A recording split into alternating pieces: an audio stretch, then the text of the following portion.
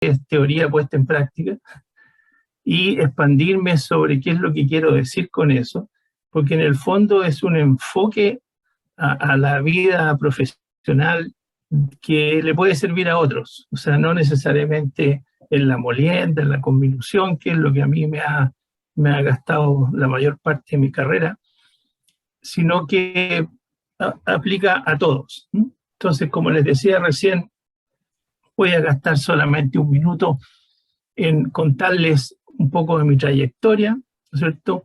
Salí de ingeniero industrial, o se llamaba civil de industria, mención mecánica de la Católica, ¿no es cierto? Ahí hice estudios de posgrado en la Universidad de Utah, donde ahí pasé a ser metalurgista, digamos, y después llegué al CIM, donde poco antes había conocido a don Jorge Menacho, que está en la audiencia. Entonces, yo le llamo a esto una fase formativa. Alguien dijo por ahí que en el CIM, un par de años en el CIM era como sacar un máster.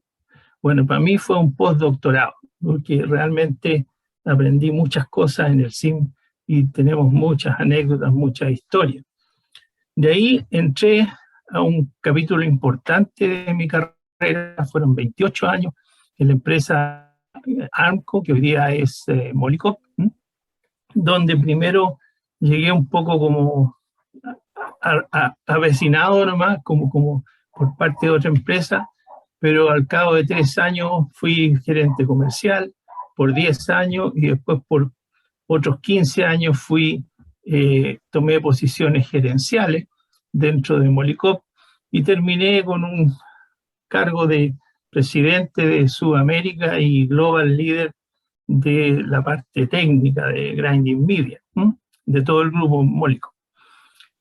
Pero mi corazoncito metalurgista me tiraba y la verdad que me cansé un poco de la parte gerencial, de las metas, de los KPI, y dije, no, yo me voy a salí por la puerta ancha y formé la empresa J Consultores en el año 2014, y como si no pasara nada, ya llevo 7 años en J Consultores, muy satisfecho, muy contento y aprendiendo cada día, como les voy a volver a contar después.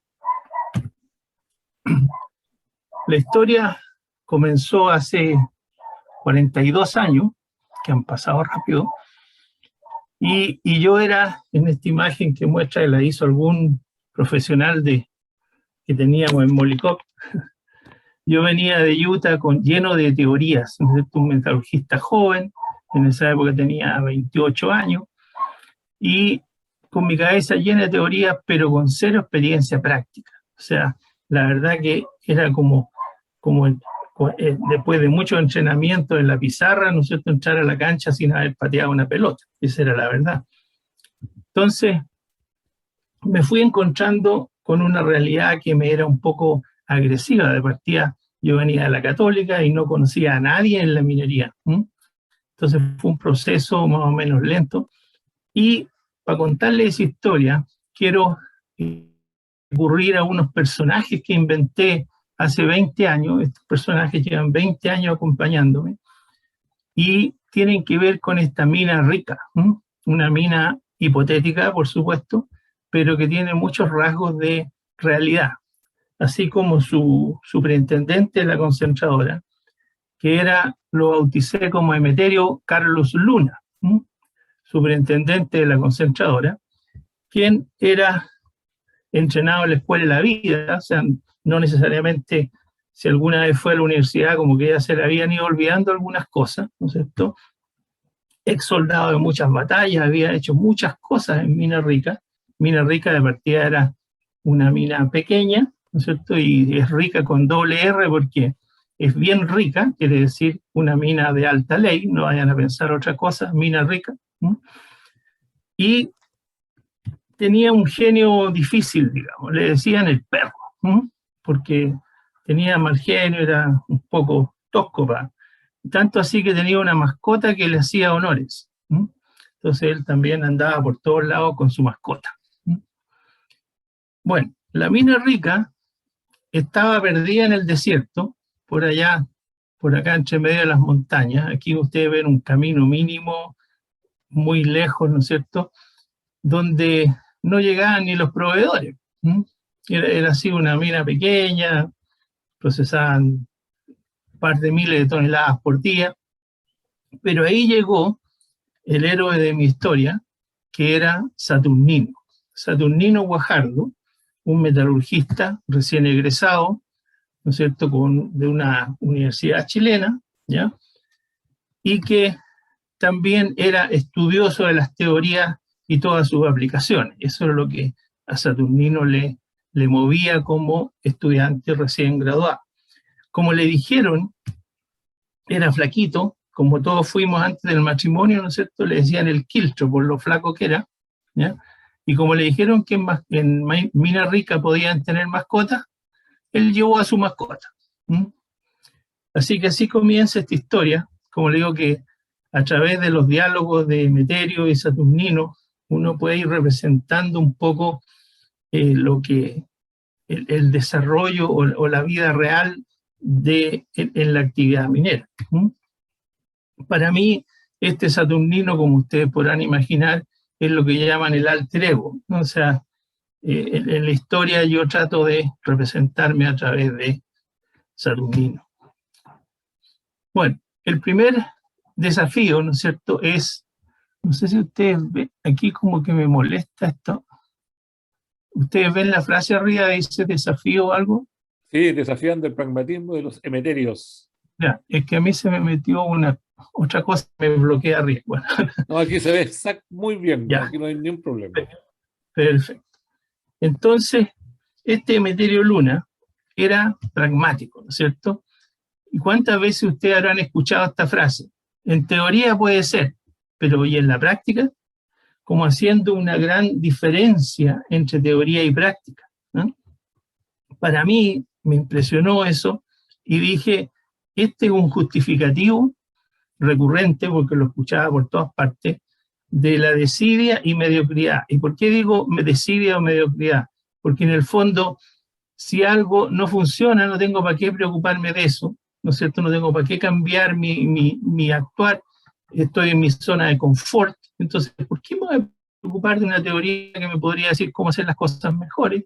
La pongo en duda que en la práctica eso funcione y sigo el día a día sin mayor inconveniente. Bueno, porque lo que yo pensaba decir, ¿qué es una buena teoría? Y estoy subrayando el buena, ¿no? Sino una adecuada representación, idealmente con modelos matemáticos, de la realidad tal cual la vemos, ¿cierto? Una teoría es una representación de la realidad. Y por lo tanto, la práctica debiera ceñirse y ser consecuente con esa buena teoría, ¿cierto? La teoría que no se ajusta a la práctica no es buena, porque la teoría, si no explica la práctica o no se ajusta a la práctica, no es buena. Así como tampoco lo es la práctica que no sigue la buena teoría. Eso entonces me llegó a ser mi desafío personal, o como dijo Sergio Brahim, mi leitmotiv, que se transformó en teoría puesta en práctica. O sea, para mí desde el inicio fue un desafío demostrar de que el conocimiento teórico guardaba relación con la práctica, y más que eso, que ese conocimiento teórico nos permitiría mejorar nuestras prácticas. Entonces, como les dije, yo he dedicado la mayor parte de mi carrera a la conminución y quería partir haciendo un pequeño resumen de que hay distintas tecnologías, ¿no es cierto?, y que las tecnologías que vamos a utilizar van a depender del tamaño de producto que estemos obteniendo. Entonces, uno tiene el chancado tradicional, ¿no es cierto?, de las partículas más gruesas para entregar partículas de media pulgada hasta media pulgada, en ese rango puede hacer chancado, ¿no es cierto? Después, antiguamente seguía con los molinos de barra, caso típico Chuquicamata, ¿no es cierto?, y esos molinos de barra eran complementados con molinos de bola, ¿ya?, y llegábamos a un producto que ya podía ir a la flotación. A poco andar, no tan a poco, sino que algunas décadas después, aparecieron los molinos SAG o los autógenos, semiautógenos, primero en una etapa, después en dos etapas, etcétera, y fueron reemplazando a los molinos de barra sobre todo, no a los bolas porque igual los necesitaban para terminar lo que conocemos como la tarea de molienda.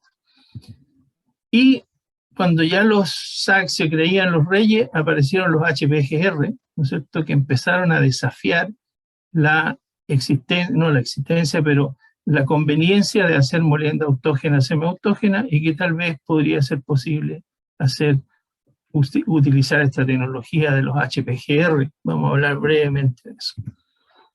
Y después acá, una vez obtenida la primera etapa de flotación, generalmente hay que hacer remolienda de los concentrados, y algo que se hacía con molinos de bola se empezó a hacer con molinos de torre o molinos verticales, y que pasó a ser como la tecnología convencional. Al comienzo todos usaban molinos de bola para este rango, para llegar hasta los 50 micras, 30 micras.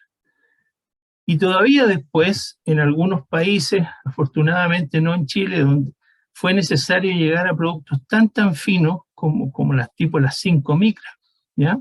Y aparecieron los ISAMILs, que no es otra cosa que un molino vertical, pero que es horizontal, ¿ya? Y la gran diferencia del ISAMIL, que le permite llegar a tamaños de producto tan finos, es que usa bolitas muy chiquititas, bolitas de 4 o 5 milímetros, que en este caso se siguen usando las bolas de 1 pulgada, a lo más 3/4 o media pulgada, si es que se pueden conseguir. Entonces, en todo este rango hay distintas tecnologías, y cada una de ellas merece ser entendida. Ahora, retomando una imagen bastante antigua del famoso Lucas, un modelo no es más que una representación simplificada de la realidad, que incorpora los aspectos más relevantes para lo que estamos estudiando, ¿ya? Pero no pretende ser una imagen detallada, ¿no es cierto? Si nosotros quisiéramos, aquí el pintor se tomó algunas libertades, pero rescató el techo, ¿no es cierto?, las ventanas, las puertas, le agregó un auto, todo lo que ustedes quieran, lo hizo parecer más bonito, pero sigue siendo una casa. Si nosotros quisiéramos modelar esta casa con todos sus detalles, ¿cierto?, necesitaríamos desarrollo matemático extremadamente complejo, que incluso el doctor Menacho se asustaría con el detalle que se requiere para eso. Entonces, ¿qué es lo que fuimos aprendiendo de esto? Primero que nada, que en la molienda es un negocio de energía específica, es los kilowatt-hora por tonelada. ¿Cuántos kilowatt-hora le incorporamos a cada tonelada que queremos moler? Y mientras más kilowatt-hora por tonelada estemos agregando, el producto final va a ser más fino. Y esto fue lo que nos enseñaron leyes del siglo antepasado, ¿no es cierto? Empezó con von Rittinger, Kick, Bond, el más conocido es Bond, ¿no es cierto?, para nosotros, que propuso una ecuación, y esto también es un modelo, ¿no es cierto?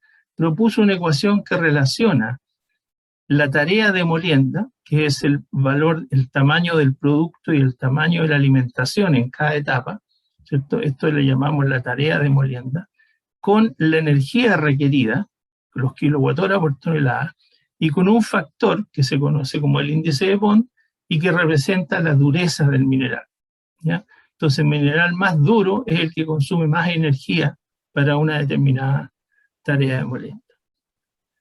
Yo he trabajado esta ecuación y la di vuelta, y la di vuelta en esta forma. Si ustedes se fijan, por aquí en la energía está la ecuación de Bond, y este índice de trabajo lo pasé como recíproco arriba y lo puse de esta manera. ¿Por qué?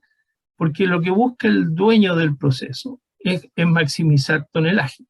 Y el tonelaje no es otra cosa, las toneladas por hora, no es otra cosa que la potencia sobre la energía específica. Kilowatts dividido por kilowatt-hora por tonelada. Entonces, yo le llamo a esta la madre de todas las ecuaciones, porque no importa qué proceso estemos analizando, esta ecuación nos dice lo que tenemos que hacer.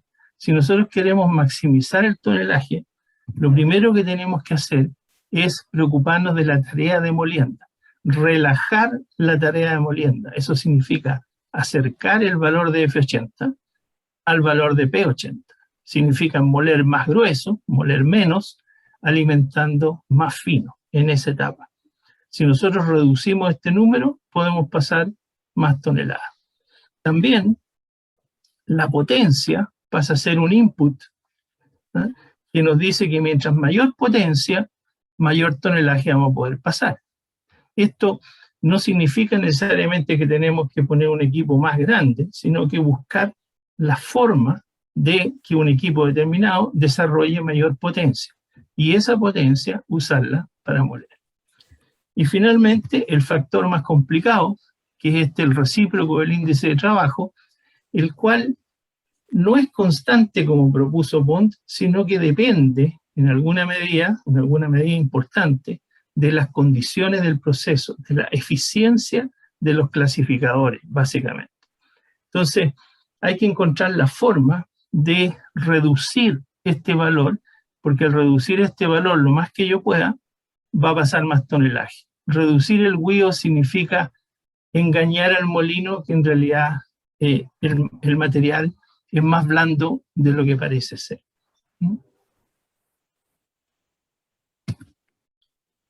Entonces, hablando de la potencia, ¿cierto? Va a ser necesario entonces ser capaces de calcular la potencia.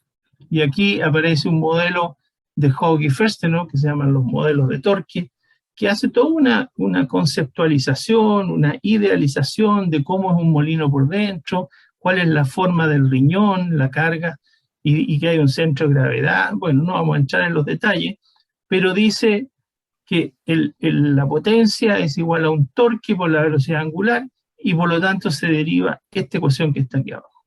Esta ecuación nos dice, obviamente, la potencia neta depende del diámetro y el largo del molino, depende de su velocidad de giro, depende de la densidad aparente de la carga, depende del nivel de llenado, y un ángulo alfa que es un factor como de ajuste, ¿no es cierto?, en que representa, en principio, este ángulo acá, que es el posicionamiento del centro de gravedad con respecto a la vertical.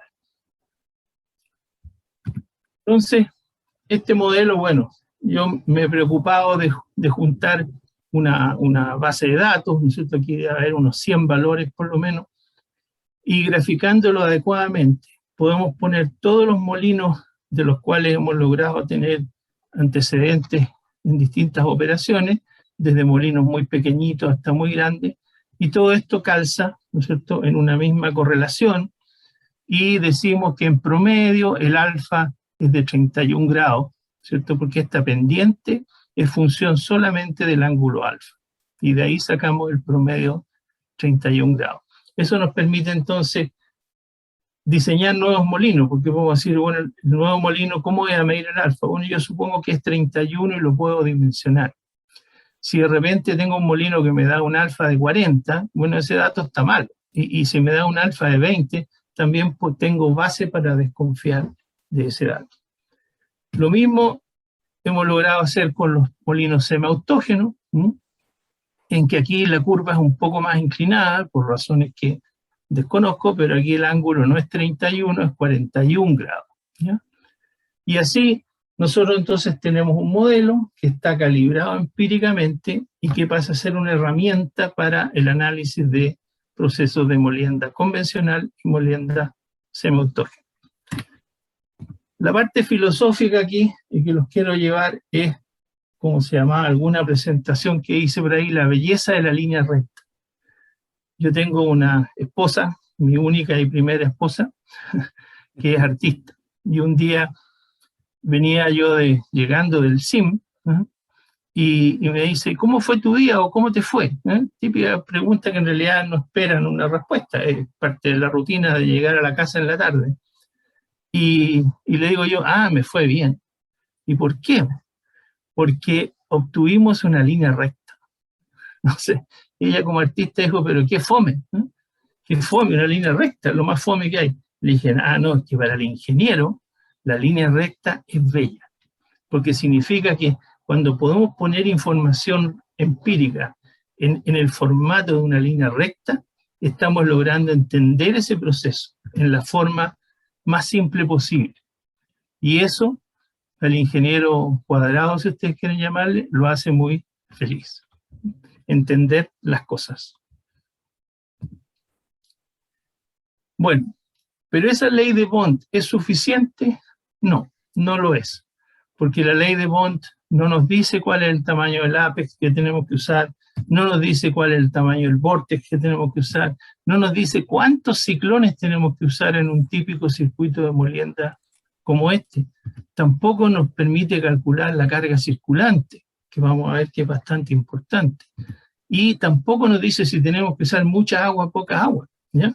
Mucho menos, algo que le interesaría a los flotadores, cuál sería la granulometría del producto molido y cómo eso me puede afectar el proceso aguas abajo. Entonces, estamos en una situación en que uno no busca modelar porque le gustan las matemáticas y porque se quiere complicar la vida para escribir lindas publicaciones, ¿no? Sino que cuando los sistemas como este son complejos, tenemos que usar modelos más complejos. Y sin que se asusten, solamente les voy a mostrar esta imagen. Esto es una caracterización mucho más detallada del proceso de molienda.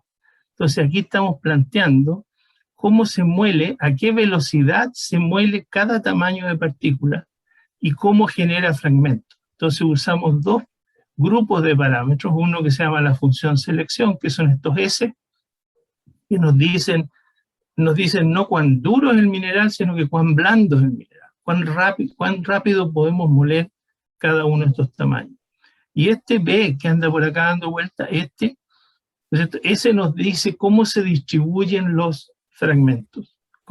Cuánto que era de tamaño 1 termina en estas otras mallas, cuánto que era de tamaño 2 termina en estas otras. Entonces se puede plantear un balance poblacional, que se llama, y llegar a un modelo bastante más complejo que la ley de Bond, pero cuya solución matemática afortunadamente es conocida.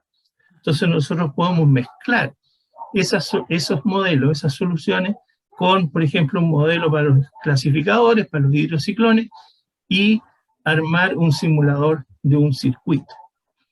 Entre paréntesis, para que ustedes crean que esta es una historia real, esta es la casita del quiltro de Saturnino, ¿no? Esta es una operación aquí cercana a la zona central, donde descubrí esta casa de perros entre medio de la concentradora. Obviamente los estándares de seguridad no estaban muy al día. Ustedes ven la escala llena de productos ahí, muchos riesgos de seguridad, ¿cierto? Pero ahí vivía el quiltro. Bueno, y esta relación entonces tan importante entre los molinos de bola y los hidrociclones, ¿cierto? ¿Qué es lo que la controla? Y aquí es un tema que iniciamos la conversación de esto hace muchos años, por ahí por el 83, 84, con el doctor Menacho, que está escuchando, que en el fondo no es que los hidrociclones tengan que ser eficientes, no es la eficiencia de clasificación la que determina el rendimiento o el mejor rendimiento de un circuito. No se trata de clasificar bien, sino que se trata de clasificar bien para el molino. Y ese concepto es que en el fondo el molino tiene que operar con la menor proporción posible de partículas finas dentro del molino. ¿Por qué? Porque en la cantidad que yo tenga, por ejemplo, 50% fino, 50% grueso, o 50% ya tamaño producto y 50% todavía grueso, voy a estar desperdiciando la mitad de mi energía en la carga de bola en remoler un producto que ya está listo. Entonces, la gran escoba que nos permite mantener el molino limpio de finos es que cada partícula que se genera, cada fragmento que esté en condiciones de salir hacia la siguiente etapa, de alguna manera la tengo que sacar. Y la manera de sacarla es con una mayor carga circulante. Entonces, el hidrociclón tiene la función de desarrollar carga circulante. No está para lucirse y clasificar bien, si con ello me va a mantener una carga circulante demasiado baja, porque si la carga circulante es baja, el molino se nos llena de finos y empezamos a remoler finos que no debieran estar dentro del molino. Ese criterio le llamamos la cuarta ley, porque yo les mencionaba las tres anteriores de von Rittinger, Kick, Bond, y con Jorge dijimos aquí como que falta legislación, compadre. Y dijimos, vamos a poner una cuarta ley, que en el fondo regula el uso del agua, de eso se trata, que postula que para una óptima eficiencia energética del proceso se requiere que las partículas finas dentro del molino sea tan bajo como sea posible. Nunca va a ser cero, porque tenemos que cumplir la tarea de molienda. Tenemos que ir de P80 a F80, así que algo de finos tiene que andar dando vuelta por el circuito, si no, no habría producto. Lo interesante es que es posible concluir que bastaría con 3 condiciones para asegurar este objetivo. Y esas condiciones son muy reales. Primero, el porcentaje sólido de rebalse o rebose, como dicen que es la palabra correcta, ¿cierto? Mantener el porcentaje sólido al mínimo posible, y esto significa limitado por la cantidad de agua, porque todo el agua que yo agrego al circuito sale por el rebalse. Y por lo tanto, mientras más diluido quiera yo tener el rebalse, más agua voy a necesitar. Y hay veces que no tengo agua. El segundo es el porcentaje sólido de la descarga de los hidrociclones a través del ápex. Queremos que sea alto, porque de esa manera hay menos agua que está volviendo al molino, porque esa agua es sucia y trae finos de vuelta al molino, ¿ya? Pero aquí tenemos un problema, que si nosotros subimos demasiado el porcentaje sólido de descarga, entramos en una condición conocida como de roping, o sea, la descarga se acordona y simplemente el ciclón se llega a tapar. Y la tercera condición es que queremos tener alta carga circulante. Como se dice por ahí, la carga circulante no es mala, lo que pasa es que está desprestigiada. Y en las operaciones más pequeñas, sobre todo cuando sube la carga circulante, es porque cambió el mineral y eso es mala noticia, significa que el mineral llegó más duro. Pero no es que la carga circulante per se sea mala, no. La carga circulante es la que nos permite mantener el molino limpio de finos. ¿Qué es lo que la limita? Bueno, la capacidad de las bombas. Por grande que sean las bombas, tienen alguna capacidad límite, ¿no es cierto? Y queremos que esa capacidad esté muy por encima de lo que realmente vamos a utilizar. Y también tenemos que preocuparnos de la capacidad de transporte del molino. O sea, el molino es como otra bomba, ¿no es cierto? Recibe pulpa por un lado, por la alimentación, y descarga pulpa por el otro. Tiene que transportar, tiene que hacer fluir la carga. Y los molinos de bolas convencionales han demostrado tener una capacidad limitada o máxima para eso. Entonces, si seguimos subiendo la carga circulante por sobre 4, 4,5, entramos en la zona complicada para los molinos. Ambas condiciones son importantes, son totalmente independientes, pero ambas veo yo que están generalmente presentes en las aplicaciones reales. Solo para mostrarles la validez del criterio, aquí hay algunas simulaciones en que decimos si esta es la capacidad de molienda, ¿no es cierto? Y queremos maximizar la capacidad de molienda, ¿qué podemos hacer? Bueno, lo primero que podemos hacer es diluir el rebalse, eso significa agregar más agua, ¿ya? Y con ese solo hecho ya empieza a aumentar la capacidad.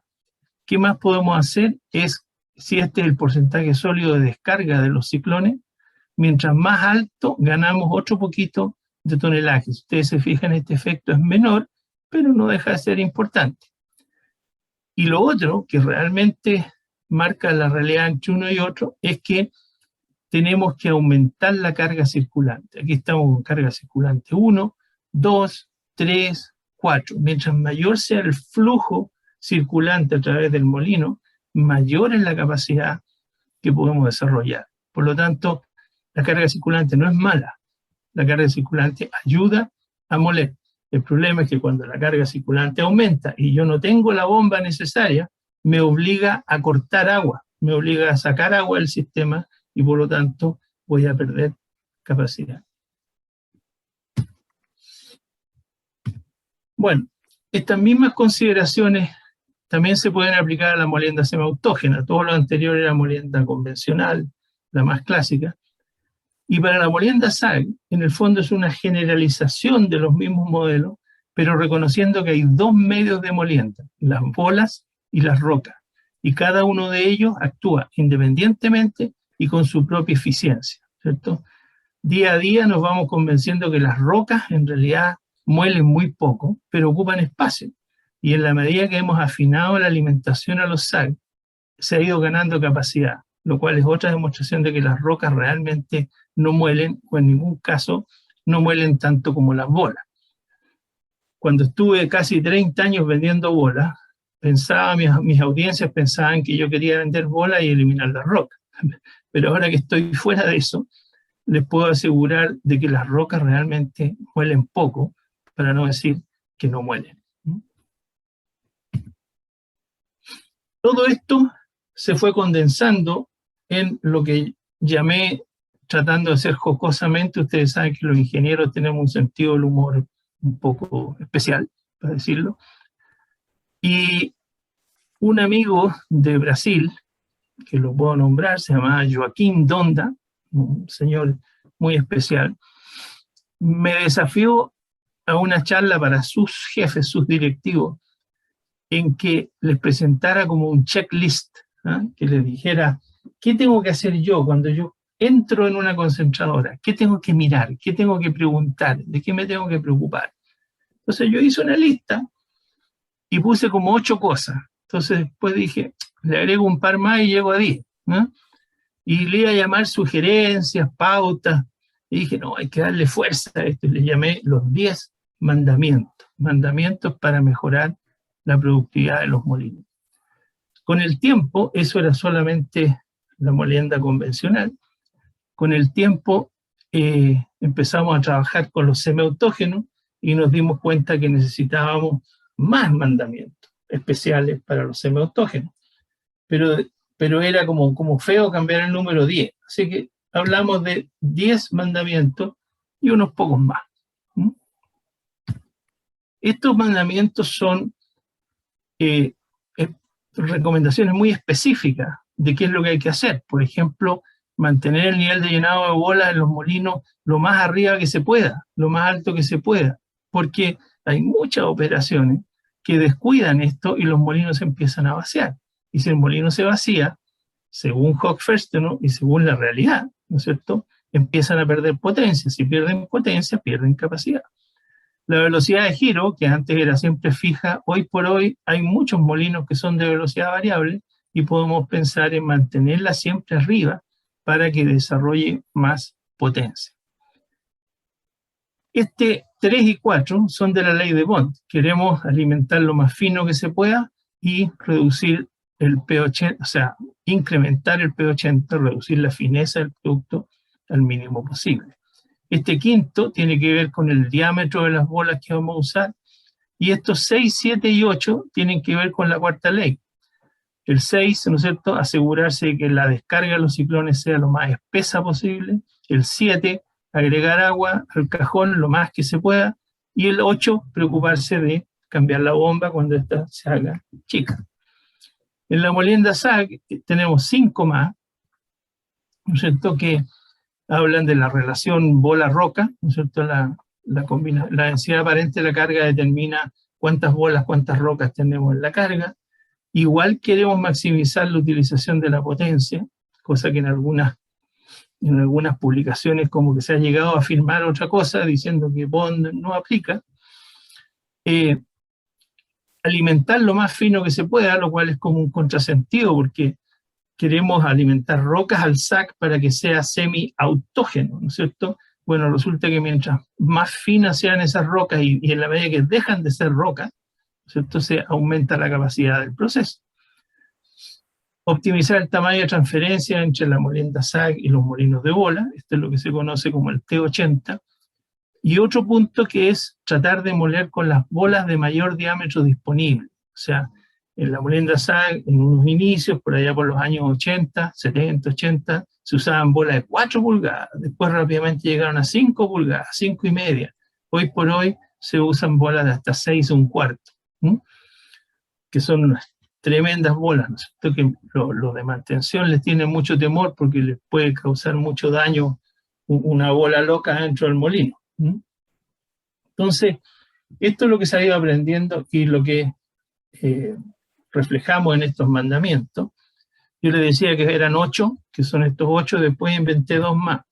Y esos 2 más era que todo esto lleva a los operadores a una condición de estrés, necesitan ayuda, necesitan instrumentación, necesitan sistemas de control expertos.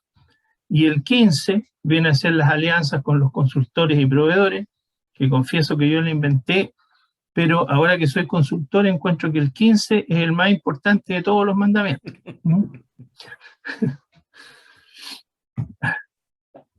Bueno, y si no lo entienden en español, aquí lo tienen en ruso.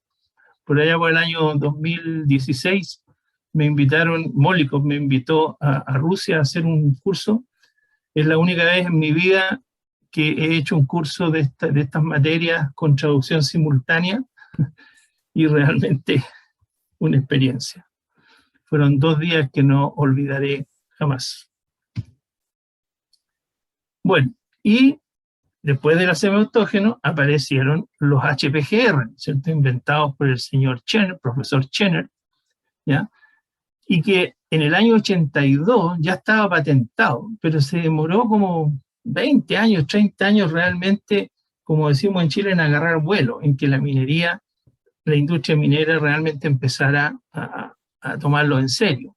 ¿Qué es lo que es el HPGR? Se llaman rodillos de alta presión, porque el material se hace pasar entre 2 rodillos que giran a exactamente la misma velocidad y se aplica una fuerza, una presión de uno contra otro, con lo cual se produce una compresión, una altísima compresión, que en el fondo se transforma en un impacto dirigido. ¿Por qué impacto? Porque el paso del material entre que está aquí en su condición granel a que sale acá transformado en un queque, ¿ya? Totalmente comprimido, toma fracciones de segundo este proceso, y por eso es lo mismo que un impacto. Y como dice Saturnino, de pasadita te ahorra las bolas. Esta tecnología no utiliza medios de molienda, específicamente bolas, ni por lo tanto tampoco roca. Pero este es el claim, como dicen, el principal atractivo, es que se podría ahorrar del 20 al 35% de la energía. Y en lugares donde la energía es cara o se está procesando minerales muy duros, este ahorro, ¿no es cierto?, se hace atractivo y permite compensar la mayor inversión, porque hasta ahora los HPGR han sido más caros en CAPEX, ¿ya?, que una solución semiautógena.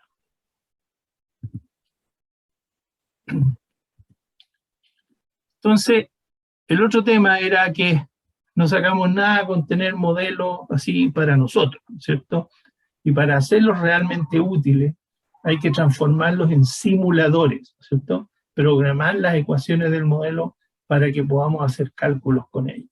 Y así nació Molikov Tools y al mismo tiempo nació Saturnino y Emeterio, porque me parecía a mí que era una lata explicar 60 aplicaciones o más de esto. Vamos en esta versión 3, 63 planillas, una por una, ¿no es cierto? Entonces, por eso inventé la historia de Emeterio, Saturnino, cómo conversaban y cómo iban haciendo paréntesis con esto. Entonces, ¿qué es lo que es Molikov Tools? No es más que un montón de archivos Excel, ¿ya?, que están diseñados para tratar de reproducir todo lo que el ingeniero de proceso, el analista de proceso, el metalurgista, como le llamen, todo lo que el ingeniero de proceso hace en la planta, que haya alguna aplicación de Molikov Tools que le ayude a hacer eso, que le ayude a estandarizar ese cálculo. Entonces, en un directorio de Molikov Tools van a encontrar aplicaciones para abordar la molienda convencional, molienda semiautógena, chancado, los HPGR, molino barra, molinos de torre, ¿eh?, y cada uno con sus correspondientes rutinas para hacer los balances materiales y algo muy importante, la estimación de parámetros, porque todos estos modelos tienen parámetros que son característicos del mineral, ¿ya? Entonces, una estructura matemática puede entregar cualquier respuesta. Nosotros tenemos que ser capaces de estimar cuáles son estas perillas de sintonización, como las radios viejas que uno movía unas perillas, ¿no es cierto? Ahora se le llama calibrar. ¿Cuáles son los valores de esos parámetros que representan la realidad que nosotros hemos podido medir? Un atractivo de este software es que desde el comienzo estuvo disponible sin costo para todos los interesados. Aquí ustedes ven una foto de una de mis nietas hace bastantes años, mi nieta Olivia, ¿no? Algunos dirán que es mi favorita y yo no lo desmiento. Estaba siendo entrenada en el uso de Molecular Tools. Ustedes verán que esta es una foto evidentemente antigua porque basta ver el monitor del computador. Así eran antes los computadores, ¿no? En este grupo no hay muchos jóvenes, pero si hay algunos podemos contarles que así eran los computadores y así eran los teléfonos también, ¿no? Bueno, esta niña ha crecido un poco, ¿no es cierto? Bueno, primero que nada estaba muy orgullosa porque decía que su abuelo lo había hecho, ¿no es cierto? Pero la niña ha crecido, ¿no? Y ahora es una Lola como de 14, 15 años, y que ya está como todos los lolos con el celular en la mano, pero todavía mantiene su amor por Molecular Tools y dice, Molecular sacó una versión 4.0 Lite para el celular, ¿no? Eso también fue un desarrollo posterior a que yo saliera ya de Molecular. Bueno, ¿cuál es la filosofía, el enfoque, ¿cierto? Es que Saturnino, como buen ingeniero, se pregunta reiteradamente que en este modelo, ¿qué pasaría si? Lo que los gringos llaman las what if simulations. ¿Qué pasaría si cambio esta u otra condición de diseño? Le pregunto al modelo cuál podría ser el efecto. Tengo que interpolar, tengo que extrapolar, lo cual es más peligroso, pero también es necesario hacerlo para verificar después, ¿cierto? Interpolar, extrapolar las predicciones del modelo con el propósito de identificar rutas de posible optimización, ¿ya? Y algo muy importante, en este camino utilizo los modelos como bastones para avanzar sin creer a ciegas, ¿no es cierto? Todos los modelos son limitados, pueden tener un cierto margen de error. Entonces, al igual que una persona con dificultades usa un bastón para irse apoyando y caminar despacio, aquí es lo mismo. Aquí nosotros tenemos que ir perfeccionando los modelos, recalibrando los modelos en la medida que tenemos nueva evidencia. Así hemos llegado a hacer simuladores bastante complejos. Aquí tiene un caso los semiautógenos con bolas y chancados, que sería el SABC, ¿cierto? En que tenemos el molino semiautógeno, tenemos chancadores, tenemos molino de bola, para simular la respuesta de un circuito así, con una serie de condiciones que son las celdas blancas y que nos entrega una serie de respuestas que son las celdas grises. También es posible hacer lo mismo para los HPGR, ¿no es cierto?, de chancado secundario, terciario y con HPGR, y los molinos de bola hasta el producto final. Pero aquí nos pegamos al aterrizaje forzoso, ¿cierto? Esos odiosos obstáculos a la creatividad. Y aparece nuevamente don Emeterio y dice, si yo no lo entiendo, eso no funciona. ¿Ah? Y le dice, es una tranca mental que todos tenemos. Yo reconozco, por ejemplo, que mi actitud hacia la inteligencia artificial, que es algo mucho más nuevo de que cuando empecé con esto, yo digo, a lo mejor en el procesamiento mineral, a lo mejor no hay mucho espacio para la inteligencia artificial, pero reconozco que puedo estar en la misma posición de don Emeterio, ¿no? Que dice, no vayamos tan rápido, Saturnino, ¿eh? No siempre es tan simple cambiar las cosas. Dice, no es llegar y chancar más fino, los equipos nos dan más. No es llegar y moler más grueso, vamos a perder recuperación. ¿Para qué le vamos a echar más agua? Se muele con bolas, no con agua, ¿no? No es llegar y subir la carga circulante, estamos apenas con la bomba que tenemos. Entonces, la mentalidad de Saturnino, que está acostumbrado a hablar en un lenguaje más formal, decía precisamente don Emeterio, la idea es identificar las restricciones, identificar qué es lo que nos está limitando, ¿no? Puede ser la falta de agua, puede ser la bomba, Bueno, tratemos de conseguir más agua, tratemos de cambiar la bomba, de manera de cuestionar, cada vez que aparezca una restricción, cuestionarla sistemáticamente, si esa es una restricción ya que no podemos hacer nada, o podríamos buscar algún tipo de solución. Pero los emeterios son duros, ¿no? Y le dicen, no hay plata, chiquillo, dedícate a operar con lo que hay nomás, el resto es pura teoría, ¿no? Y ahí aparece de nuevo la palabra teoría. Adiós a la creatividad. Le están diciendo al profesional joven, le están diciendo sea práctico, no sea teórico, ¿ya? Entonces el pobre tipo queda con una cadena en su cabeza. Saturnino piensa, feliz aquel que puede conocer las causas de las cosas.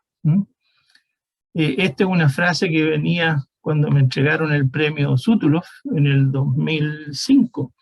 Venía un pequeño recuerdo, como un trofeo, ¿sí?, en que venía esta frase en latín y afortunadamente traía la traducción por detrás. Y esta frase dice, feliz aquel que puede conocer las causas de las cosas, ¿cierto? Los saturninos, y ya mayorcitos incluso, esta historia es mucho más larga, envejece Saturnino, reemplaza a Emeterio, etc. Pero esa pasión por conocer las causas de las cosas, tratar de entender por qué pasa lo que pasa.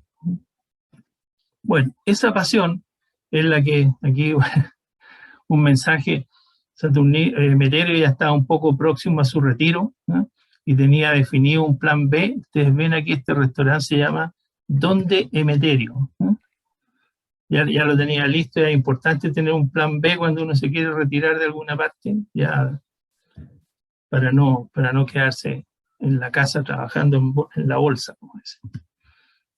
Bueno, un último, me he alargado a lo mejor más de lo que yo mismo esperaba. Para nada. Un último pensamiento al concluir, ¿no es cierto? Don Sergio me ha escuchado decir esto. Los ingenieros exitosos, ¿no es cierto?, alcanzan posiciones de poder. Hay gente que anhela el poder, disfruta el poder. Y por supuesto que el poder va relacionado con beneficios económicos. Generalmente el que tiene más poder gana más, ¿no? No estoy hablando de los empresarios, sino más bien de los empleados, ¿no es cierto? Por otro lado, los ingenieros felices, ¿cierto?, disfrutan los saturninos, el descubrir, el aprender cada día. Eso es lo que los mueve. Entonces yo les puedo decir que yo fui exitoso, pero que hoy día soy feliz. Muchas gracias.